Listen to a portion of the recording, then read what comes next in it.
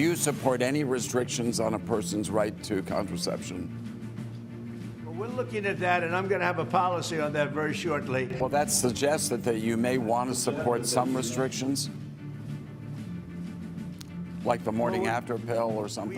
We are also, things really do have a lot to do with the states, and some states are going to have different policies than others. That was former President Trump this week telling CBS News Pittsburgh that he would be open to restricting access to birth control if reelected. Following that interview, however, the former president wrote on his social media platform that he has never and never will advocate for restricting birth control or contraceptives and the access thereto. CBS News Pittsburgh politics editor Jon Delano, who interviewed the former president, joins us now. John, you did exactly what reporters are supposed to do. You ask questions in the moment. The former president clearly understood them. He made news and then tried to back away from the very news he made. What do you make of that? Well, first, thank you, Major. It's always good to be with you. And I apologize. I have a cold, so I know I don't sound great. But sound great to me, John. Go ahead. If the former president had given the tweet that he later came out with as a response to my first question, this question would have gone nowhere. But it was because he suggested that there was a policy in the making in which he was reviewing the various abilities to restrict contraceptives that led to my second question, which was simply that it sounds like you're trying to go someplace else. And then when he responded by saying there could well be a state-by-state solution, I knew that was unconstitutional.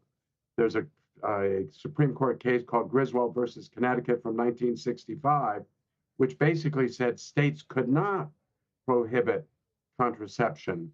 It's a zone of privacy that all individuals have. And unless the Supreme Court were to overturn that case, no matter what President Trump says, it would be difficult, I think, to go that way. But he was clearly indicating, at least in his responses to me, that he was open to the possibility of state-by-state limitations on contraception. Yeah, when someone who is a candidate for office, former president of the United States, says he has a policy and development on that, it indicates he is at least at some level open to it, regardless of whatever he posted later on his social media platform. You also, John, discussed the possibility of a 15-week federal abortion ban. Let's listen to the former president's response. If Congress passes a 15-week bill, you'd veto it. I don't think there'd be any reason for it because all the states are going to have their own. It's very interesting. All of the states now, we just got out of the federal government. They couldn't pass anything. Congress couldn't pass, the Senate couldn't pass, and it's really not up to Congress. It's up to, a whole group of people beyond Congress. Major, the context for that is important because Pennsylvania allows an abortion up until the 24th week. Now, if the former president is saying Pennsylvania is entitled to its own rules, depending on its legislature and governor, that's one thing.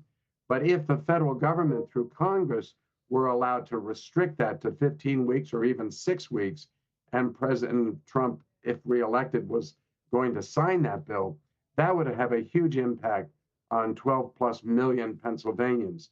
So that's why I asked that question. In fact, all my questions relate to Pennsylvania because obviously I'm a Pennsylvania journalist. Precisely, John, and one of the best statewide. Is it your sense that this is an issue that will resonate and continues to resonate in Pennsylvania as it does in other battleground states? And no question about it. I think that the whole issue of abortion and abortion restrictions, reproductive rights, is a very big issue, particularly in the suburbs of both Philadelphia and Pittsburgh. And those are the two major media markets in the state. If President Biden does well in those areas, particularly in the suburbs, it makes it very difficult for former President Trump to win re-election.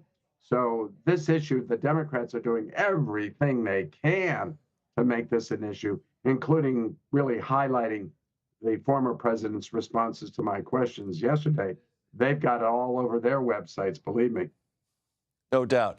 And John, it's worth pointing out these are historic times. A former president of the United States, for the first time in our republic's history is under trial under a criminal indictment in New York. You discussed the trial, its possible implications with the former president. Let's listen to that. Do you think the outcome, whether acquitted or guilty, has any impact on voters in Pennsylvania? I think it has no impact at all. I think it has been driving up. This trial is a rigged trial with a judge who's a crooked judge and a conflicted judge, highly conflicted. He went crazy yesterday because a witness was so good for me. And it's a very rigged situation. The public has seen it. So, John, do you think the president is onto something, at least in Pennsylvania, as you understand it, with voter reaction to the proceedings in New York? Well, I think he may be. I'm not sure people are paying much attention to this trial. And I think his supporters are certainly going to be with him no matter what. So, yes, I think that he's probably right in terms of his analysis of Pennsylvania. But it remains to be seen, and we don't know whether he's guilty, not guilty, or a mistrial. And of course, pollsters will tell you it's impossible to poll on what people might think about an outcome that they don't have in front of them quite yet. Jon Delano, you soldiered through your cold. You put together a great news-making interview. As always, it's a great pleasure to be with you. Thank you so much. Thank you, Major. Great to be with you, too.